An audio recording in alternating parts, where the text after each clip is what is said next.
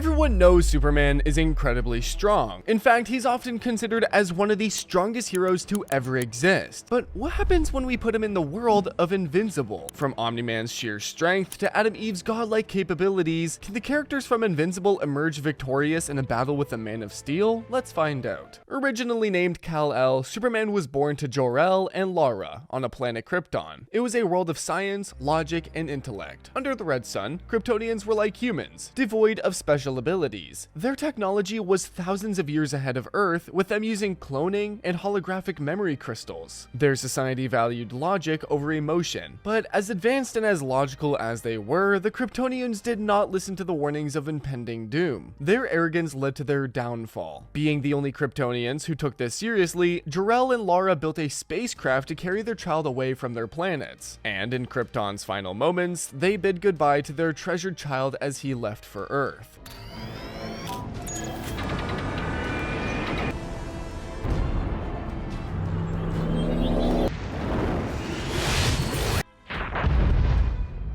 Landing in rural Kansas, United States, the to-be Superman is found by two farmers, Jonathan and Martha. They're honest and hardworking people who name him Clark Kent and love him as their own. He grows up living a humble life with caring parents who instilled values of bravery, justice, and honesty in him. Eventually, he begins to change as his Kryptonian biology starts to show. Under the yellow sun, something divine awakened in him and he got to experience what his people did not. He gets superhuman strength, enough to lift buildings and mountains.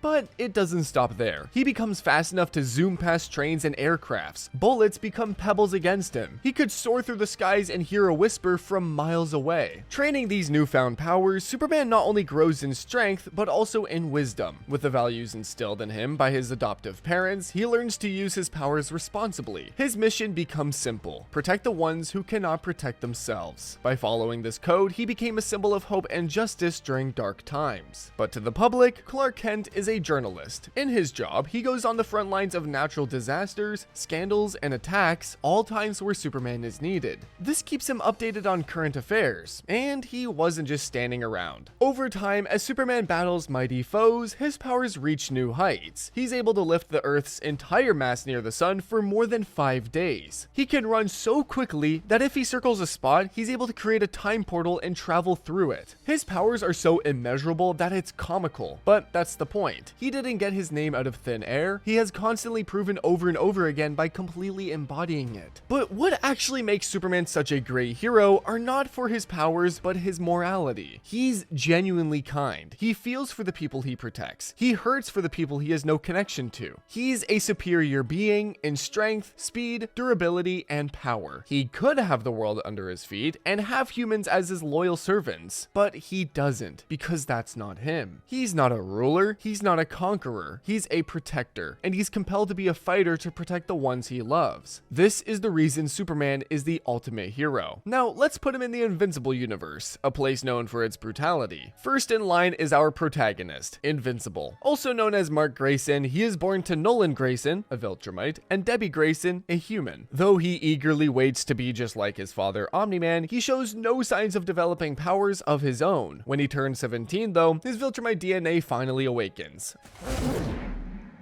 It's about time. Had a pretty interesting day. Sorry I'm late. Mark was getting ready to tell us how interesting his day was. Guess who's finally getting his powers? Are you sure? Pretty sure. Oh, that's great, son. Just great. Under his father's training with his newfound strength, Invincible's able to lift boulders as if they were pebbles. He's able to soar through the sky at an unbelievable speed. And perhaps the most important ability he gains is his near invulnerability, giving him his iconic name,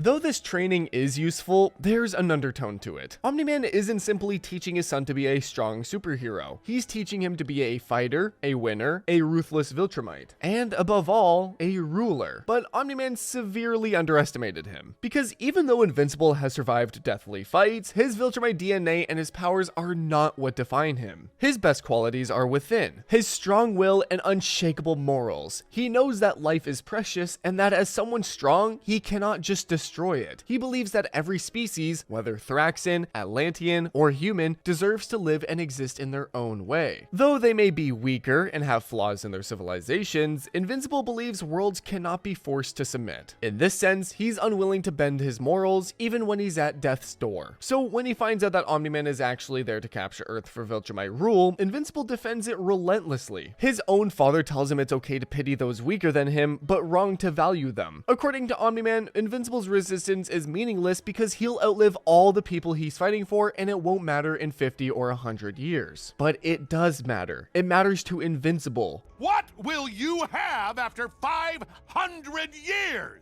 You, Dad. I still have you.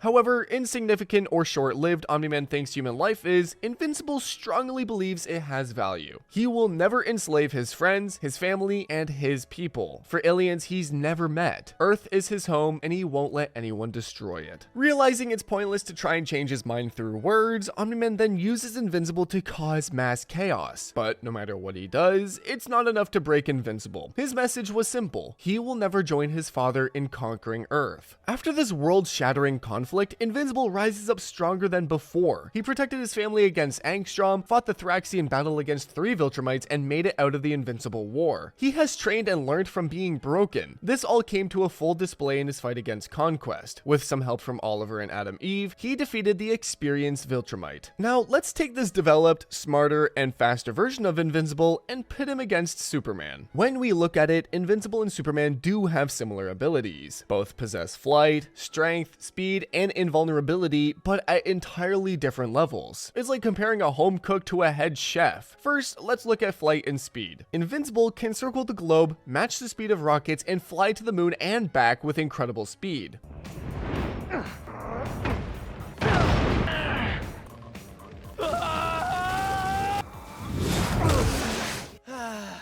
But Superman flies with more precision and more speed. He's faster than the speed of light. He has raced against the Flash, who has Speed Force in his arsenal and won. Their strength is a similar comparison. Invincible can lift the heaviest object on Earth, an iceberg, and still lift more. Superman can bench press the Earth itself for 5 whole days, breaking only a slight sweat. Lastly, their invulnerability. Invincible is able to withstand tanks, bullets, fatal deadly injuries, and even atomic explosions. But all of that is a joke to Superman, because he can withstand flying through the boiling hot core of a star, a black hole, and a nuclear warhead, still taking 0 damage. Though Invincible has determination, and yes, he would fight till his body gives out, this still would not be enough. Unfortunately for him, Superman outranks him in the same abilities they shared and more. Having trained with Wonder Woman and Batman, Superman will foresee every move and win before Invincible can even blink. So the verdict is clear: Superman wins easily. Following the family tree, let's discuss Invincible's father, Omni-Man. Omni-Man, also known as Nolan Grayson, is a Viltrumite. He comes from a planet called Viltrum with aliens that resemble humans but possess inhuman strength. Before Nolan was born, his people engaged in a mass massacre in what was called the Great Purge. They weeded out all of their weak and killed them.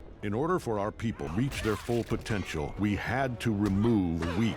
It was a long and difficult process. When it was over, our population was cut in half. But what emerged from the ashes was unstoppable. This formed a population of only the strong and secured a future of undeniable strength. As a result of being brought up with this ideology, Omni-Man is ruthless. It's in his blood. His DNA is warforged. He's a Viltrumite and his sole purpose is to serve his empire's conquest. He assisted in waging war, killing thousands and conquering many planets. He was one of their trusted soldiers. So much that he's referred to as Nolan the Great by the other Viltrumites. But as their territory grew, the Viltrumite forces were spread thin. So the most trusted Viltrumites were assigned a planet each to destroy from within. And as we all know, Omni-Man was assigned Earth. On Earth, Omni-Man disguised himself as a superhero. He meets Debbie on a mission and has a family with her. In this way, he was able to learn about Earth's society and blend in as a travel author. Now, let's analyze him. He's a conqueror, a planetary threat. He's brought entire civilizations to their knees, shaken a whole planet with his fists. He killed the Guardians of the Globe, known as the strongest superhero team came on Earth all by himself. He is overwhelmingly strong. He crushed their heads in his palms, sliced through their bodies with his arms, and severed their heads. These superheroes were not strangers to him. They were friends and allies who risked their lives with him. But that didn't matter. They got in Omni-Man's way, so they had to go. With them becoming splattered organs and blood, he became one step closer to his goal. For him, compassion is a liability, a weakness. He knows he's superior, and he knows he can do anything he wants, and he does it to conquer. He caused mass destruction going on a rampage only to educate his son. Buildings collapse, the ground shatters, and everyone around becomes tools to display his Viltrumite superiority. Thousands die in mere moments when he lets loose. That's not enough though. He stops jets in mid-air, ripping them apart to kill the people inside. Look what they need to mimic a fraction of our power. It's right to pity them, Mark. Wrong to value them over your own kind.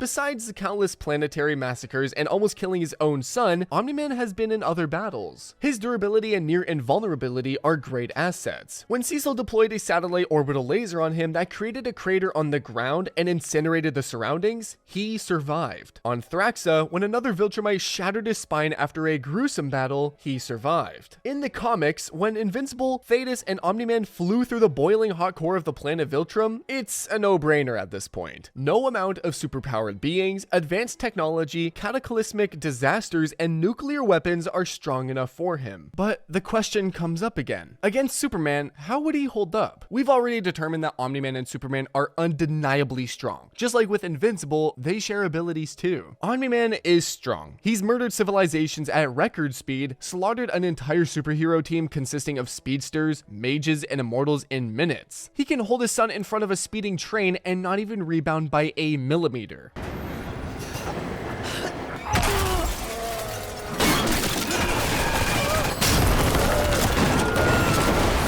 But Superman is stronger, and Omni-Man can't even hold a candle to him. Superman has pulled a string of planets across space using a chain. He's rebuilt a broken moon and assembled all its parts together. Furthermore, Superman has gone toe-to-toe with godlike beings such as Darkseid, Doomsday, Black Adam, and Wonder Woman. Speed-wise, we know Omni-Man is fast enough to circle the globe in seconds, fly past jets at hypersonic speed, and burst off into space within seconds. But as we've established, Superman has kept up with the Flash, the fastest being alive. He can travel from the Earth to the sun in seconds. He's so quick that he's neutralized threats before they even get to react. Omni-Man can't match that. Being outranked in the abilities they share, and coupled with the fact that Superman possesses more abilities like heat vision, super breath, x-ray vision, and more, this fight is a win for Superman. Speaking of people close to Invincible, let's talk about his girlfriend, Adam Eve. Adam Eve, also known as Samantha Eve Wilkins, undoubtedly has one of the strongest powers in the show. Her powers come from a government project specifically engineered to create a super weapon. She was designed to have reality-altering abilities that would allow her to manipulate matter, whether living or not, at an atomic level. During her birth, her powers emitted out of control, creating a pink energy through her mother's eyes. Tragically though, her biological mother passes away during the difficult labor process. This woman is in grave danger. We can take it from here, Mr. Dr. Brandyworth.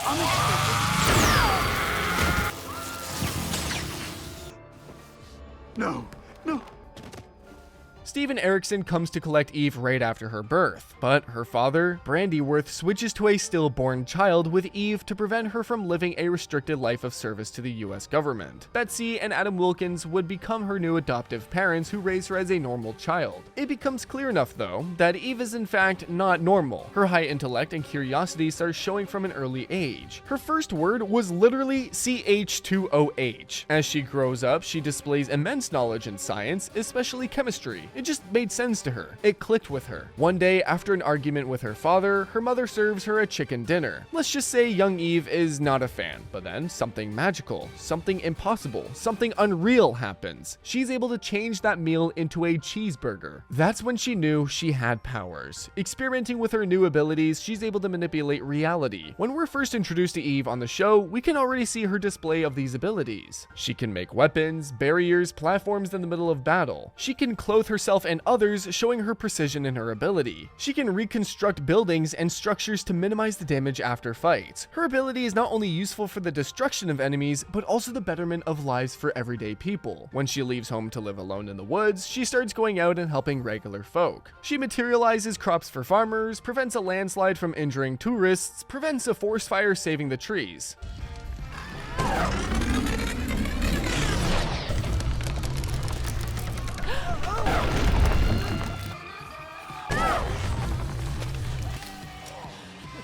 With Eve's power, she can solve global world issues. She can whip up hundreds of batches of food, rebuild shelter, or create new ones at an unbelievable pace and purify water to make it drinkable. Maximizing the output of her powers at a global scale, world hunger, drought, and homelessness could be a thing of the past. But there are limits to the usage of her powers due to a mental block, and excessive use can cause her mental and physical strain. Eve's powers are not just an extension of her physical ability, but also her mental. She needs to know about things on a molecular level to conjure them up correctly. One time she materializes a community park in a trashed area. Turns out the plot was unstable and the park collapses in on itself, injuring children and adults. Though this does create self-doubt for Eve, she's not one to stay down for long. She starts to take courses for architecture to fill this gap in knowledge. Though Eve can manipulate all matter, she can't do it all the time. When she was given her powers, certain mental blocks were placed that prevent her from being able to manipulate sentient matter, but these psychological blocks can be removed, and we've seen that in her deathly brawl with Conquest. The fight was uneven to begin with. Conquest, a ruthlessly strong Viltrumite, was bound to crush Eve the moment he got close enough, so Eve kept a distance. Protecting herself with armor, conjuring walls, and immensely heavy weapons, she maintained a gap between them for some time. But Conquest could crush through those walls, withstand the weight of those weapons, and eventually would get a hold of Eve and break her armor. Relishing the fight, the smell of blood in the air, and the brutal death of his enemies, he breaks her jaw and delivers the final blow, a lethal punch that goes through her stomach and almost kills Eve. Laying on the ground, bloodied, broken, and her organs spilling out of her, Eve is in a traumatic state.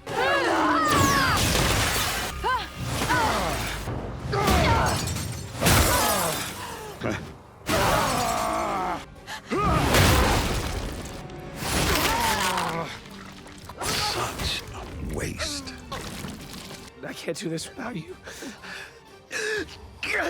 Because of the severe mental toll this fight and her injuries take on her, she's able to override those mental blocks. A flood of pink light starts emitting from her body. She heals all her injuries, no longer with a broken jaw or guts spilling out, and in fact, now in pristine condition and health, she deals a lethal attack. An immensely concentrated and powerful laser that rips through Conquest's invulnerable skin and leaves him with only muscle tissue and bones. She cannot maintain this state for long though, and faints. With all this evidence, Eve is basically a god. Once her mental blocks are gone, everyone and everything is her control. She can rearrange guts from the inside. That's not all though. She's able to manipulate all the cells inside a body and break it down at a molecular level. Absolutely brutal and extremely effective. She actually went soft on Conquest. She could have done so much worse. If we take Eve in this state, a state where reality belongs to her and anything she wishes is her will, Superman does not stand a chance. Besides the obvious of killing him from the inside, if Eve happens to have knowledge about kryptonite and its chemical and molecular composition, Superman would be encased in it, trapped in a prison made of shards of the one thing that can hurt him the most. And even worse, prolonged exposure to kryptonite can kill him, so a slow and painful death would await him. Finally, Team Invincible takes a point. Let's follow this trajectory of beings made to be a weapon. Let's talk about Alan the alien next. Alan comes from a planet called Unopa. This planet had achieved harmony between nature and technology, with all of its residents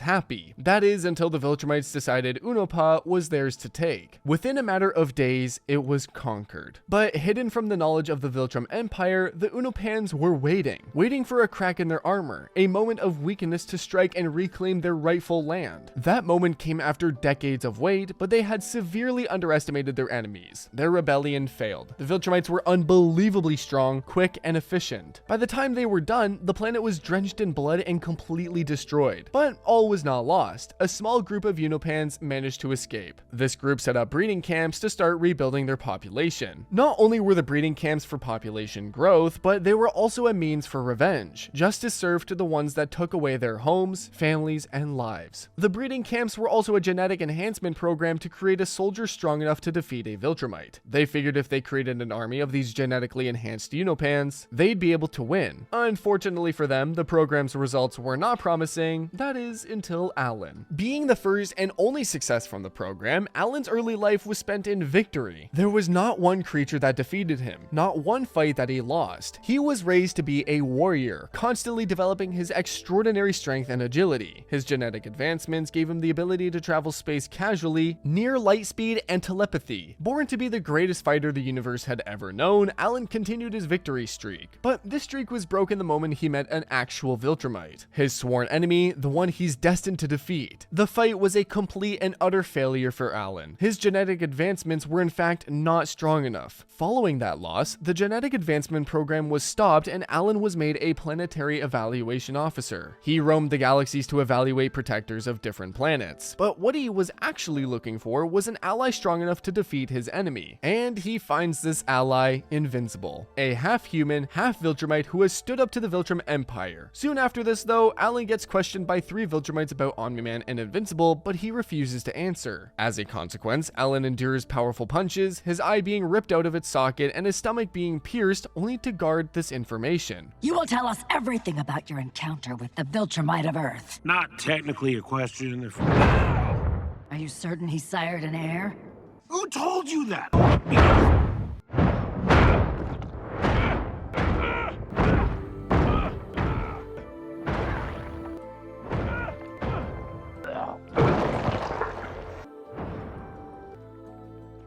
When the Viltrumites leave, he's taken to the hospital and put under intensive care. Thetis, the leader of the coalition of planets, purposely rips the plug on his life support. Because of this, Alan heals stronger. His muscles ripped and bigger than before, his energy rejuvenated and durability increased. This is a whole new version of him. In the comics, there are multiple instances that confirm Alan is now entirely different. In his fight with Lucan, a powerful Viltrumite, Alan is able to kill him with one single punch. This is no longer the Alan who couldn't hold a candle to a Viltrumite's strength. It doesn't stop there though. His transformation has put Alan on a level playing field with Nolan. When they spar, Alan notices he's actually able to keep up with Nolan, a high-tier Viltrumite. He's able to land clean hits and even Nolan's surprised, noting that he's reaching Viltrumite strength. So it's clear that Alan can defeat mid and high-tier Viltrumites, though that may take more effort. But what about the elite ones? We find out in his battle with Thrag. Thrag is undoubtedly the strongest Viltrumite, and at this point in the comics, Alan is the figurehead for the anti-Viltrumite cause. At first, Alan is able to ambush Thrag and land multiple hits, demonstrating his raw strength. But as expected, Thrag adjusts quickly. He overpowers Alan and quickly gains the upper hand. Thrag's superior speed combined with his decades of combat experience gave him the edge. Thrag crushes Alan's ribs, breaks multiple bones, and nearly kills him. It's obvious from this that Alan will definitely lose with the elites. Let's imagine a fight with Alan and Superman. As we've seen, Alan has sheer raw strength. So does Superman, and as established, he is always at a higher level. Superman lifted infinity, literally. He's able to survive the crushing force of a neutron star, and he's held a black hole in his hands. Sure, Alan may match up to some lower level Kryptonians, even that's just a maybe, but he definitely would not match up to Superman. Now let's go to another world and speak of another alien, Battle Beast. This ferocious beast was introduced to us in season 1 where Mark and Titan fight against Machine Head. Much has not been revealed yet about him, but one thing is for certain, he's hungry for battle. He has an insatiable desire to meet worthy opponents capable enough to grant him a delicious death in battle. He's bloodthirsty. Up until now, we know that he's from a war-torn world, a world where his strength led him to become its guardian. Eventually, he left his planet to travel the universe and, as said before, find worthy opponents. He's fearless and brutal. He has sheer raw strength that can overpower his opponents. He wields an enormous mace, demonstrating not only strength, but skill. Battle Beast either deems you unworthy or dead. In Season 1, he manages to take out the entire newly elected Guardian team and Invincible. He easily defeated Black Samson, knocked out Rex with a single slap, and incapacitated Robot with just 2 swings of his mace. On top of that, Monster Girl is almost killed when he crushed her skull between 2 rocks. Invincible also nearly dies in this fight as Battle Beast considers him unworthy and leaves after delivering a hard blow to his ribs.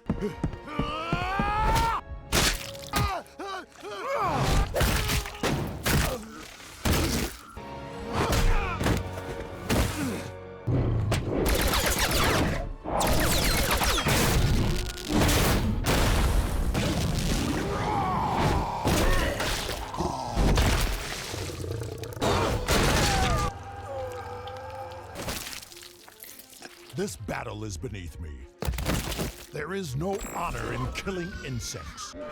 In Season 3, we see Battle Beast locked in the Viltrumite prison. Alan breaks him out, and as soon as he's out, he's searching for his new play toy, a Viltrumite. He knows Viltrumites are strong and he wants a fight. Besides his mace, we see him use his razor-sharp fangs and claws to rip into his enemies. Though we don't get to see much of his fight with the Viltrumite, we see the aftermath. Battle Beast peacefully sleeps, hibernating in space as his enemies' limbs, organs, and blood float around him. But perhaps his most impressive feat is his battle with Thrag. When Battle Beast faced him, Thrag was heavily injured. To even the playing field, Battle Beast caused himself a similar injury and began the fight. This fight would prove to be legendary as it went on for multiple days with each side relentlessly trying to kill the other. In the end, Thrag gained the upper hand and won, but even in death, he announced that he was happy being killed by a worthy opponent. This goes to show how his entire aim is to fight someone strong, and even if he gets killed in battle, he'll find joy in that glorious death. Now let's compare this ferocious beast with Superman. In the strength department, Battle Beast is obviously lacking when compared to Superman. Superman's strength knows no bounds. I don't think I need to reiterate this anymore. Battle Beast can match up to Viltrumites such as Thrag, Omni-Man, and Invincible, but he isn't on par with Superman's planetary strength. Speed-wise, Superman easily outclasses Battle Beast. Battle Beast doesn't focus on speed because he believes that he doesn't need it. He doesn't outrun his enemies, he goes through them. Flying at the speed of light cannot be compared to keeping up with stronger Viltrumites. Powers are another major factor. While Superman has his heat vision, freeze breath, super sense, and quick healing, Battle Beast is purely physical with enhanced strength and durability. Speaking of durability, Superman survives nukes, fighting gods, and a literal black hole. Battle Beast has displayed great stamina and resilience in his fight against Thrag, which lasted for days, but it would still not be enough. Overall, with better speed, more powers, more strength, durability, and quicker healing, Superman would defeat Battle Beast without breaking a sweat. But hey, who is the real winner when Battle Beast literally finds pleasure in battling and being killed by stronger opponents? Moving on, since we mentioned the brutal fight between Battle Beast and Thrag, let's talk about Thrag next. Thrag is the Grand Regent of the Viltrum Empire. He's the strongest Viltrumite to exist. He was born on Viltrum as the son of one of the closest advisors to Emperor Argal. Bred to be the strongest Viltrumite, Thrag fought in the Viltrumite Civil War where Thetis killed Argal. With his unmatched strength and skill, Thrag was the one to bring back order to the Empire. Eventually granted the title of Grand Regent, he was tasked to find the heir to Argal. When Viltrum finally gets attacked and the coalition arrives there, Thrag is the one to lead the Viltrum army. Thrag is unbelievably strong, surpassing Omni-Man and surpassing any other Viltrumite. Even the combined strength of Invincible and Omni-Man cannot match his might. Thrag, being the strongest of his kind, is able to absorb attacks dealt to him that would otherwise be death blows. He can withstand hits from characters equally strong and fight for extended periods of time without fatigue. Thrag has the standard powers of a Viltrumite, but being the strongest one to ever exist, he exhibits them on exponentially stronger levels. With matched strategical sense and power, Superman and Thrag will be a close fight. But if Thrag is able to outmaneuver Superman's extra abilities, his ruthlessness will give him the upper hand, ultimately with the ability to walk away from the fight. The last but definitely not least to go up against Superman is the Viltrum Empire itself. Viltrumites are aliens that resemble humans but have superhuman strength, as I've already discussed. Now let's put him up against Superman. All the Viltrumites against the Man of Steel in one epic battle. Each Viltrumite possesses flight and speed, superhuman strength and durability, near invulnerability, and fast healing. All bloodthirsty and mighty strong, and in large numbers, the Viltrum Empire is ruthless. They have experience in massacre, destroying and annihilating anyone who comes in their way. They do not hesitate, especially to kill. This empire is led by the strongest Viltrumite, Thrag, and backed up by elite fighters such as Conquest, Nolan, Anissa, Lucan, and General Craig. Superman is strong, but that doesn't mean he won't be overwhelmed by dozens of coordinated attacks by enemies enemies with strength close to him. Another thing is, Viltrumites don't play fair. They're not here to fight. They're here to win.